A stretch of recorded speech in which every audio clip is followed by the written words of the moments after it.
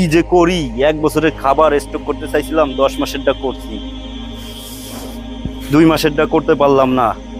আমার তো ঘুমই আসতেছে না। 2 মাসের খাবার তো আমার স্টক করা লাগবেই।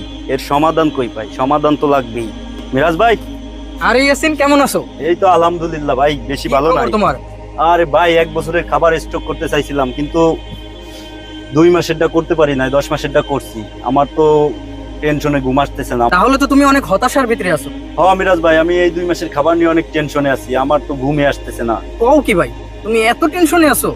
এর সমাধান আমার কাছে আছে। মিরাজ ভাই, এই সমাধানের জন্যই তো আমি আইলাম। তুমি কোনো টেনশন করো না, তোমার সমাধানের রাস্তা তুমি পাবে। আমি এই রাস্তা দেখাই দিতেছি। আমি যেভাবে বলবো তুমি সেভাবে কাজ করবা, পারবা তো? অবশ্যই। তুমি এই পথ ধরে একটু সামনে আগাও, সামনে একজন ব্যক্তি পাবা, তার কাছে তুমি তোমার এই সমাধান খুঁজে পাবা। ঠিক আছে মিরাজ ভাই, আমি এক্ষুনি যাই। আচ্ছা ঠিক আছে, যাও, কোনো টেনশন করো না। আরে মিরাজ ভাই মনে হয় এই ব্যক্তির কথাই বলছিল। আসসালামু আলাইকুম। ওয়ালাইকুম আসসালাম। হুজুর, আপনার কাছে আমি একটা সমাধানের জন্য আসছি।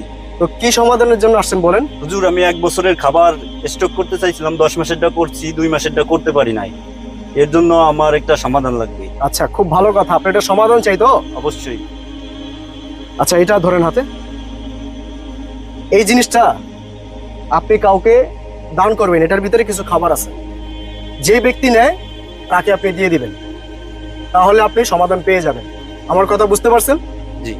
ঠিক আছে। হুজুর, আমার এই খাবারটা দান করতে বললো, খাবারটা এখন আমি কারে দেই?